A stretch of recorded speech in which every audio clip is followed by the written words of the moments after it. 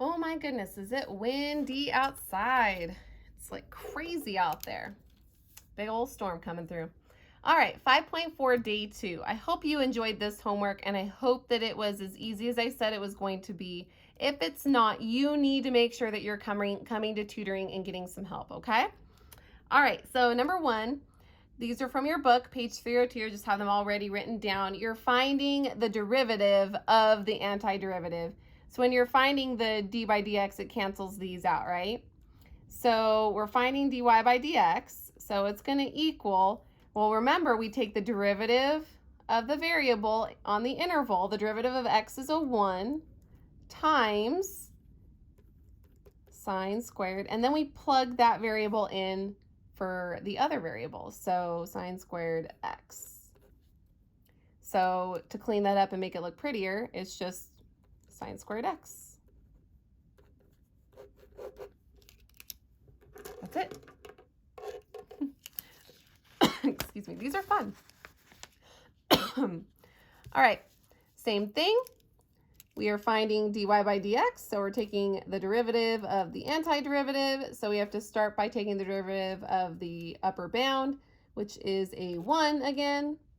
And then we just have to plug that x in for all the t's down there. So it would be 3x plus cosine of x squared. So to make that look prettier, it's just 3x plus cosine x squared. Now, I could have boxed it up there, but I like to make it look cleaner. Just me, personal preference. Number 3, we're finding dy by dx. The derivative of the antiderivative. The derivative of the upper bound is a 1 times, and then we have to plug in that x for all the t's there. So I'll have an x cubed minus x, all raised to the 5th power. So it's just x cubed minus x to the 5th. You enjoyed this, right? I know you did. You had to have. Only if you understood it, though. If you're not understanding this, of course you would hate it. All right, the derivative of the upper bound is a 1. And remember, the lower bound has to be a constant. It's been a constant every single time.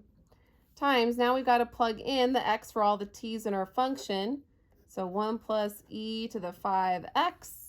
So that's it. It's just the square root of 1 plus e to the 5x.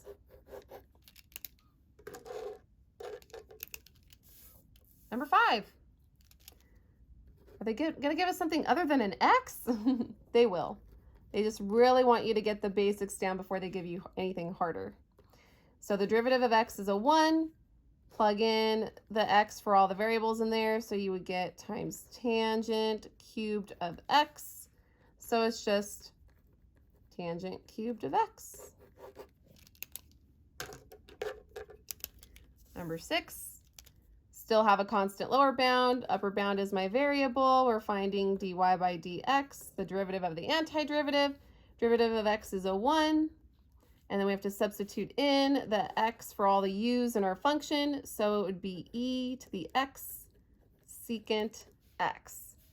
So my final answer is just e to the x secant x, because multiplying by 1 doesn't change it. Number 7.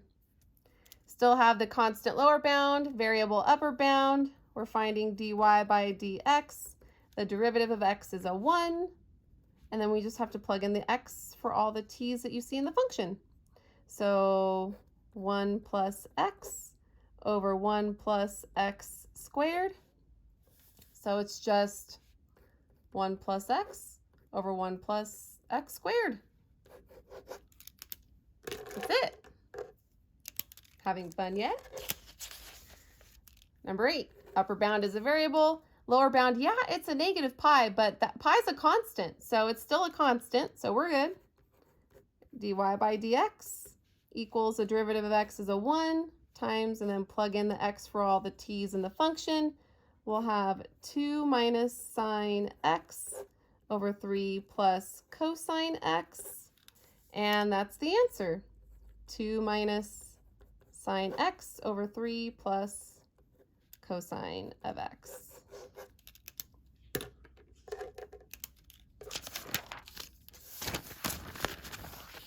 number 9. We have the integral from 0 to x squared this time. So we still have the constant at the bottom, but this time our interval upper bound is an x squared instead of an x. So they're giving us a little bit more meat to this. So we're finding dy by dx, the derivative of the antiderivative. So we have to take the derivative of the upper bound. The derivative of x squared is a 2x times, and then plug that in for the t. We would get e to the x squared squared. So x squared squared is x to the 4th. So our final answer would be 2x e to the x to the 4th power. Oh, I have it wrong on my key. Gotta fix that. All right, number 10. We've got the constant lower bound, variable upper bound. The variable is an x squared again. We're finding the derivative of the antiderivative. So the derivative of the upper bound is a 2x again. And then we have to plug in that x squared for the t there. So we would have cotangent of 3 times x squared is a 3x squared. And you don't really need the parentheses around it. I don't know why I wrote them. So 2x cotangent, oops, not cosine, cotangent. I'm going to keep the parentheses there. I think it looks cleaner. Cotangent of 3x squared. Got a little bit harder, but just a tad, just a little bit. Okay, so now the interval is from 2 to 5x. So it's still a constant lower bound, variable upper bound. So we're still good. We're finding the derivative of the antiderivative. The derivative of the upper bound, the 5x is a 5. And then you have to plug in that 5x for all the u's in the function. So the square root of 1 plus 5x squared all over 5x. Okay. And what's nice is these 5's are going to cancel. So we'll get the square root of 1 plus 25x squared all over x. That one had a little bit more to do, but it was still pretty simple. All right, we've got the variable lower bound because pi is a variable. We have a variable upper bound.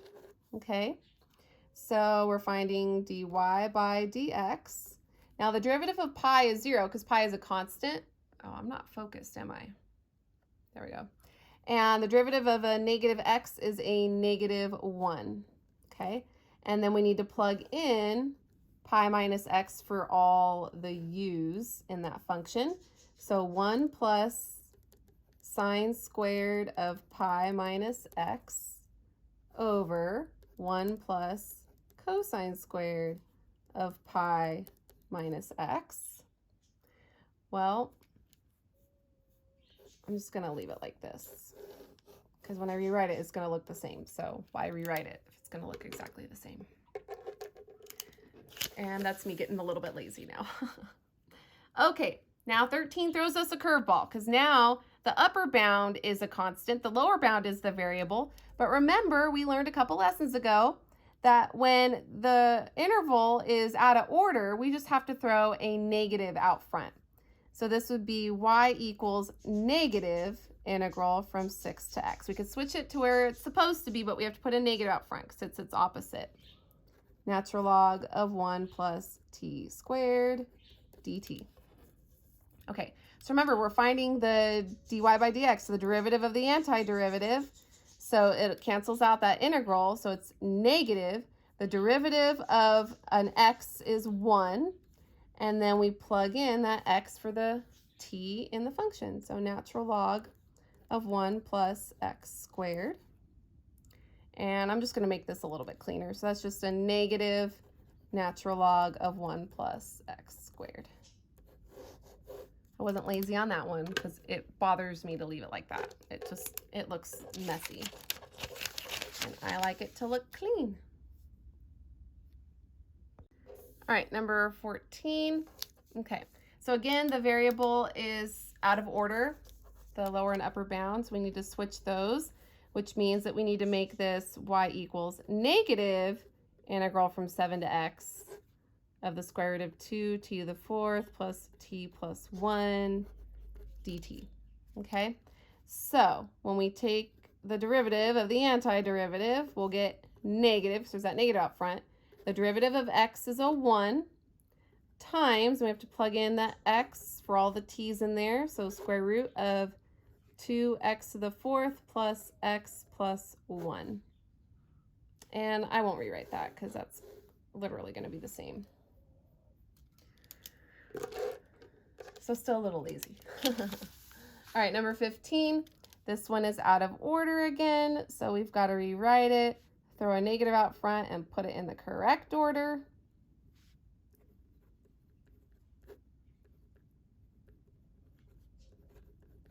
Okay, so when we find the derivative of the antiderivative, we're going to have a negative out front. The derivative of x cubed is a 3x squared. And then times, we've got to plug in the x cubed for all the t's in there. So we'll have the cosine of x cubed over x cubed squared plus 2. I am going to need to clean that up. So it'll be a negative 3x squared cosine of x cubed over x cubed squared is an x to the 6th, and then plus 2. Barely squeeze that in.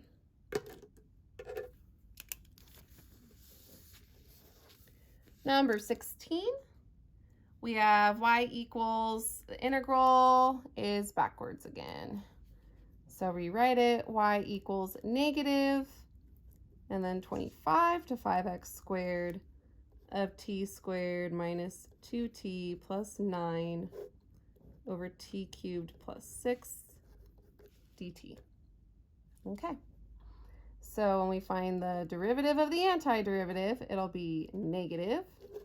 The derivative of 5x squared is a 10x times, when we plug this in, I'm going to try to do this in my head because, well, no, I better not. We all know when I do that, I make mistakes. I'm not going to do it in my head. I'm going to be good.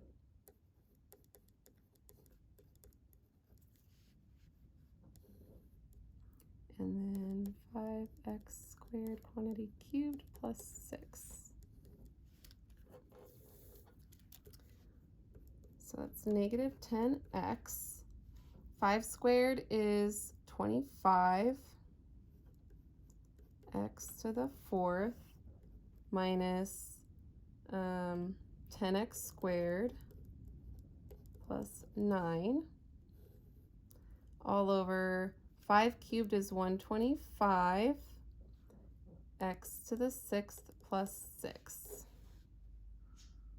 Okay, and I can make this even cleaner by distributing the 10, but I'm out of room. So where can I put it? I guess I'll put it up here because there's some space up here. So I'm going to distribute that 10. So negative 10x times 25x to the 4th is negative 250x to the 5th. Negative 10x times negative 10x squared is positive 100x cubed.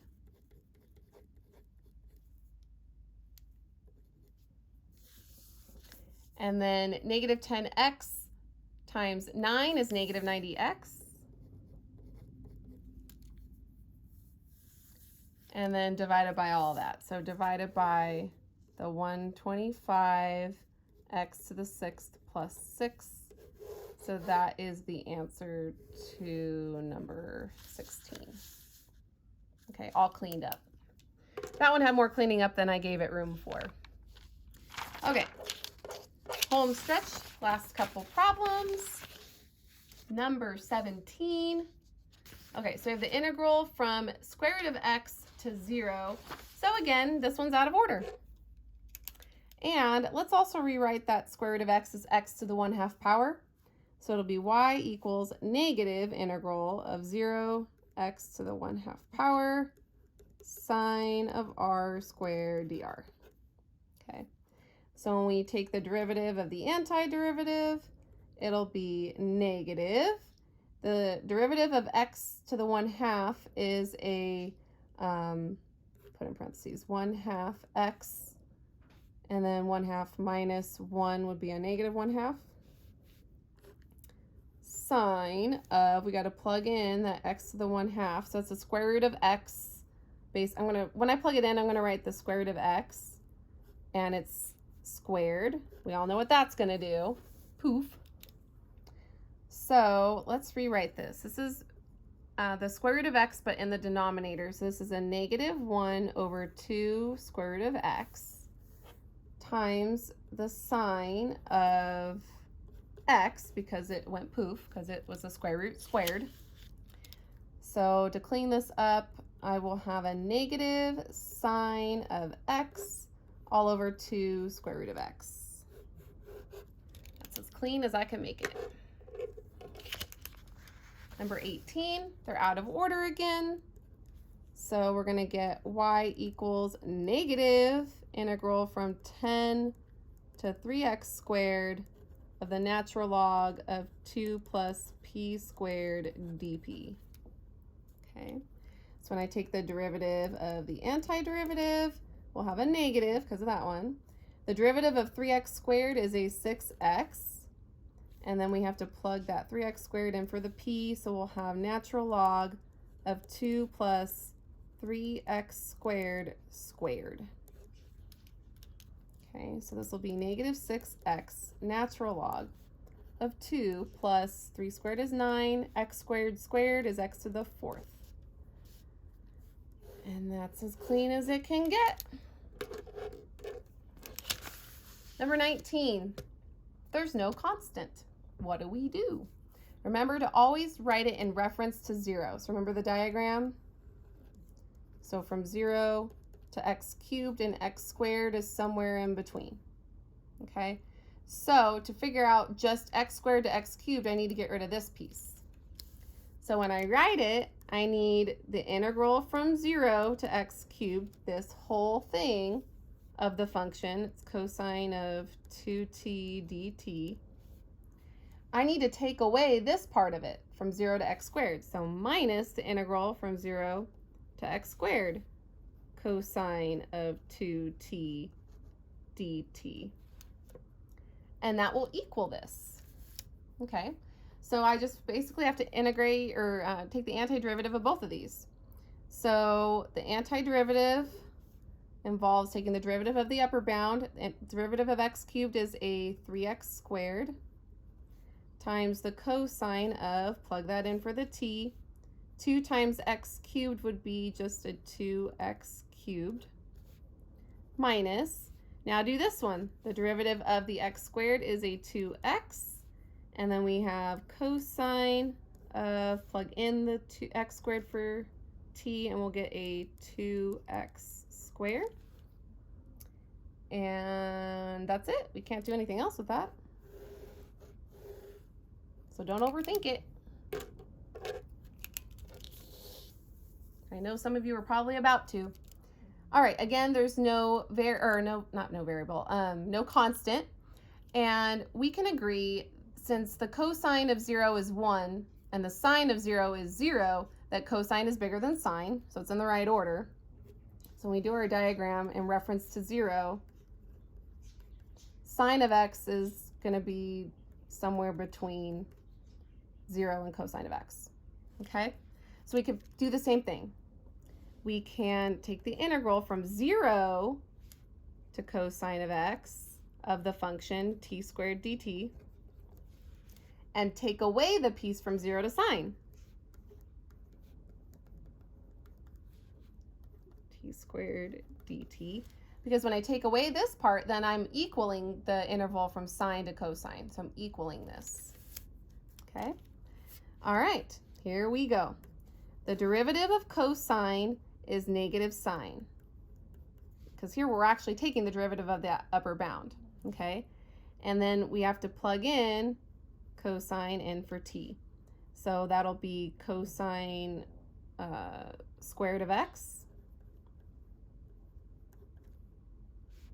minus the derivative of sine is cosine, and then you have to plug plug that in for the t squared, so that would be sine squared x. And there's nothing left I can do about that. So there we go. And that is it. Have a good one, you guys.